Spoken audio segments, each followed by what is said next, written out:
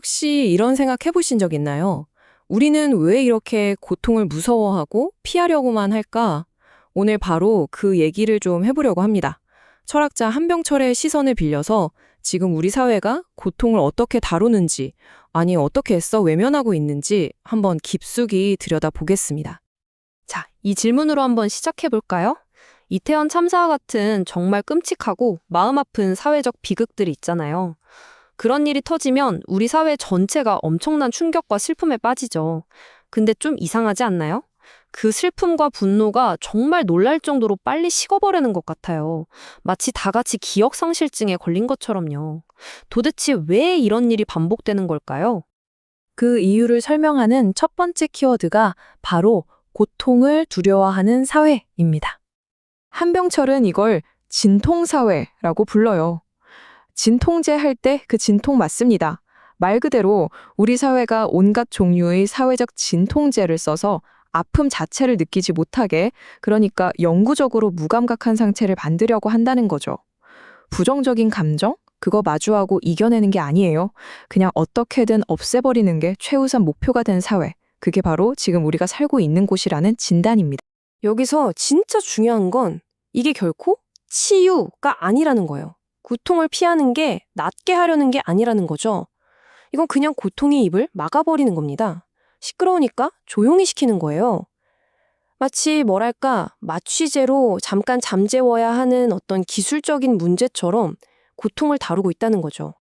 자, 그런데 이렇게 고통을 억지로 마비시키면 당연히 대가가 따르겠죠? 그게 바로 두 번째 주제, 고통이 이야기를 잃어버릴 때입니다. 무슨 말이냐면 우리가 고통을 표현할 언어 자체를 잃어버리게 된다는 거예요. 분명히 아픈데 이걸 어떻게 말로 표현해야 할지 모르는 상태가 되는 거죠. 그럼 어떻게 될까요? 결국 누구에게도 털어놓지 못하고 자기만의 고통이라는 감옥에 완전히 갇혀버리게 되는 겁니다. 그렇게 언어를 잃어버리면 남는 게 뭘까요? 바로 이겁니다. 말줄임표. 원래는 나의 아픔에 대한 이야기가 있어야 할 그 자리에 그저 침묵의 구멍만 덩그러니 남게 되는 거죠. 실제로 폴 발레리라는 작가의 작품에서도 비슷한 이야기가 나와요. 고통은 언어를 파괴하고 그 중단의 흔적만을 남긴다고요.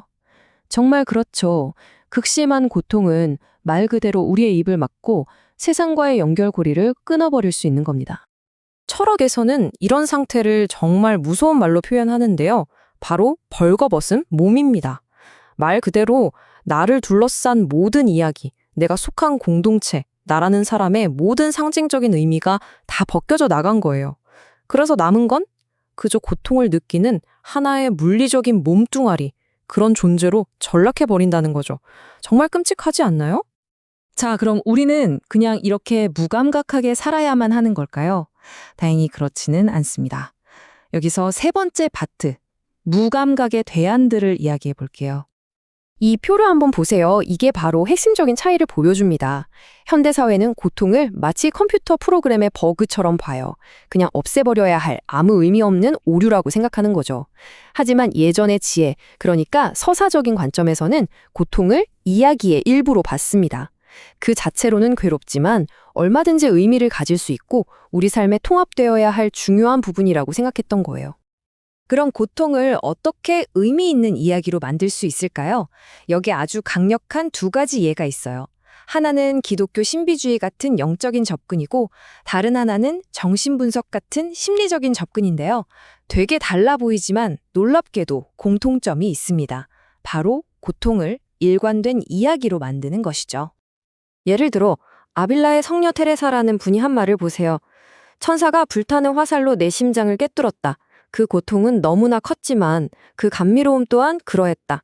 이건 그냥 아팠다는 말이 아니죠. 신과의 강렬한 만남이라는 거룩하고 황홀한 이야기로 자신의 고통을 완전히 바꿔버린 겁니다. 자, 그럼 이야기가 대체 어떻게 우리를 치유한다는 걸까요? 그 원리를 한번 보죠. 네 번째, 이야기는 어떻게 치유하는가? 사실 그 시작은 굉장히 단순하고 일상적인 모습에 있어요.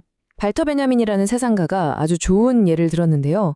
아이가 꽉 넘어져서 울어요. 그때 엄마가 달려와서 아이고 어디가 아파 호! 하고 만져주잖아요. 바로 이겁니다. 어디가 아파? 라고 묻는 그 순간 아이의 막연한 고통에 이름이 생기고 자리가 생기는 거예요. 엄마의 목소리와 손길을 통해 고통이 혼자만의 것이 아니라 함께 나누는 이야기가 되는 순간, 바로 거기서부터 치유가 시작되는 겁니다. 그리고 이런 돌봄의 서사는 개인적인 차원을 넘어서 사회 전체에도 똑같이 적용될 수 있습니다. 세월호 참사 유가족분들의 증언을 한번 보세요. 함께 흘리는 눈물 속에서 우리와 함께 우시는 하나님을 만났습니다. 이분들은 그 끔찍한 고통 속에서 혼자 무너지지 않았어요. 서로의 슬픔을 나누고 함께 이야기하고 함께 울면서 고통 속에서 새로운 의미를 함께하는 연대 서사를 만들어내신 거죠.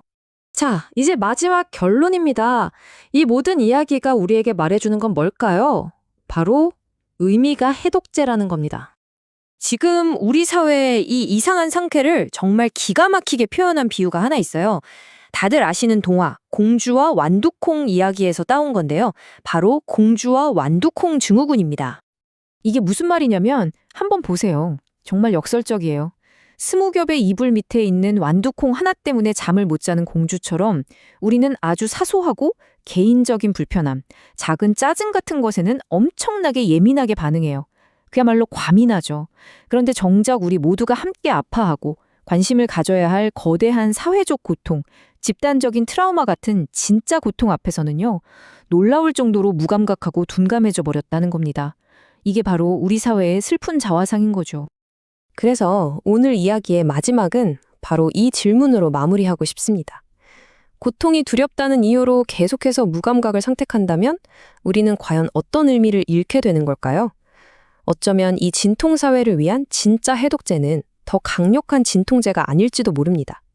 오히려 고통을 정면으로 마주하고 그 안에서 어떻게든 이야기를 찾아내고 그 이야기를 옆 사람과 함께 나눌 수 있는 용기, 바로 그것이 우리에게 가장 필요한 해독제가 아닐까요?